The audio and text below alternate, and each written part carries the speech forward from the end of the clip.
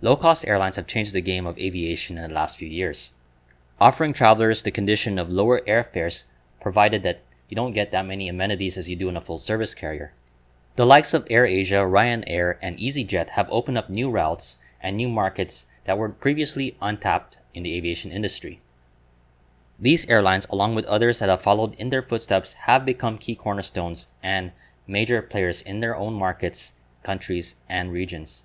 With successes in their regions, these low-cost carriers have now set their sights on opening up long-haul flights, paving the way for the new model of low-cost long-haul.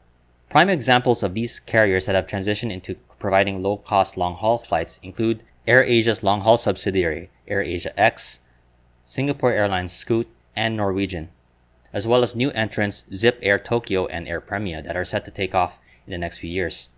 While the current and prospective carriers have entered the long-haul market, there has been notable failures in the low-cost long-haul market in the likes of Primera Air and WOW Air.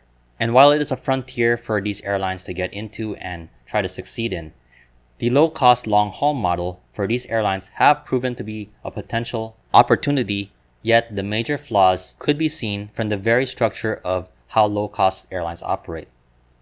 The immediate difference between low-cost carriers and full-service carriers is that of amenities that you'll find on board. The basic principles of low-cost carriers are lower fares than usual, provided you don't get the extra amenities that you get on full-service carriers, such as in-flight food service, baggage allowance, and depending on some routes, you don't get that many in-flight entertainment options. Another noticeable difference is that of the aircraft cabins, where you don't see any first or business class, and instead, you see mostly economy class seats with some premium seats in some airlines.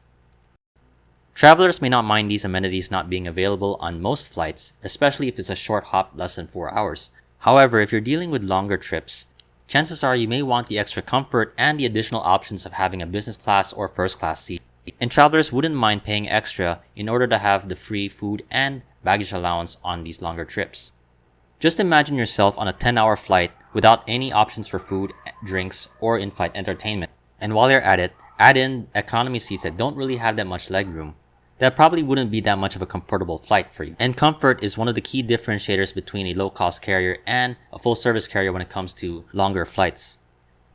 This variety of having additional options on the aircraft contributes not just to the passenger comfort, but to also maximize the profitability of the airline, which benefits the full-service carriers operating those long flights compared to the low-cost carriers. To illustrate this, we'll have two airlines, a full-service and a low-cost airline, operating a Tokyo-Honolulu flight, both using the Boeing 787. An 8 to 10 hour hop covering a distance of about 3,352 nautical miles. Our low-cost carrier will have a Boeing 787 with 345 seats, with 50 premium and 295 economy seats, while our full-service carrier will offer a smaller configuration of 240 seats made up of 40 business, 14 premium, and 192 economy seats. Our low-cost carrier will be charging $420 for the premium seats, while economy fares will be about $350 round trip. The full-service carrier will offer fares in business class of about $1,500, premium $800, and economy seats for $600 round trip. We'll calculate example loads of 50%, 75%, and 100% capacity of the aircraft for both carriers, and the fares collected will total of about $60,000 to $125,000 for the low-cost carriers, while the full-service carriers will see anywhere between $93,000 to almost $190,000. We haven't factored additional add-ons such as the extra baggage allowance for the low-cost carriers or the extra internet access, which we'll get to later.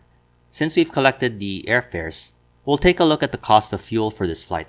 For this argument's sake, the Boeing 787 will require 4.4 gallons of fuel for every nautical mile.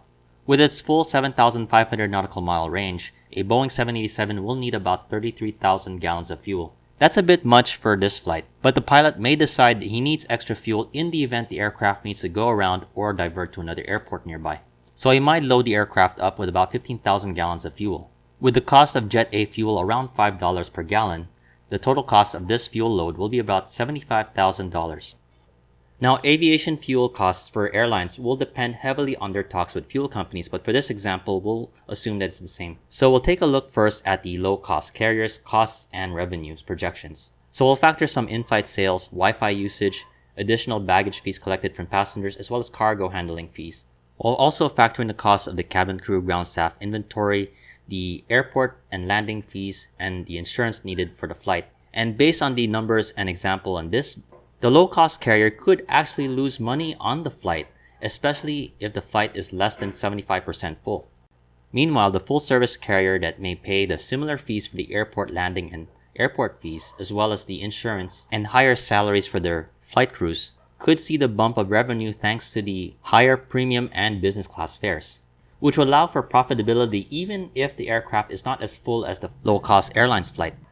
And it is for this reason that you see many full-service carriers offering a variety even with its premium, business, and first class, knowing that even with less seats, their premium customers could make up for empty seats at the back of the cabin. For long-haul flights, the burden is on the low-cost carriers to ensure that they can get as many passengers to fill up the aircraft as much as 80% or more for the flight to be profitable. It's no question low-cost airlines are popular among travelers, yet we see limitations on where they thrive.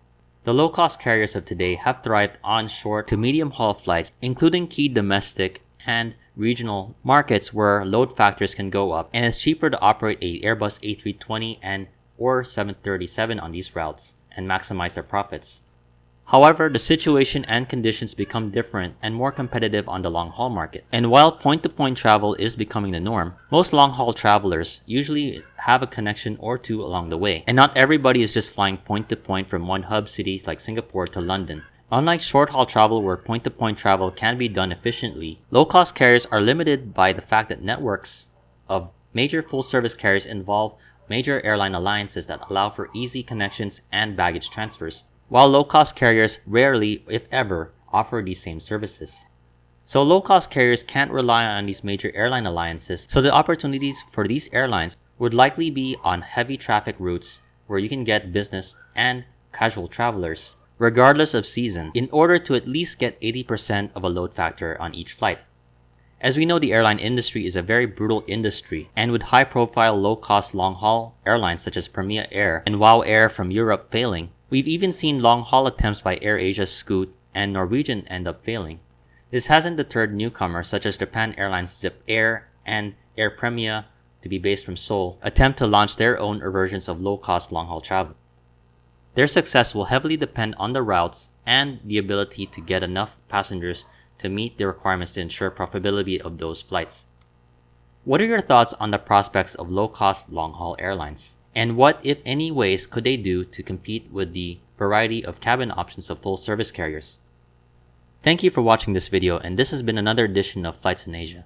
If you like this video, please like, comment, and subscribe. Thank you again, and have a great day.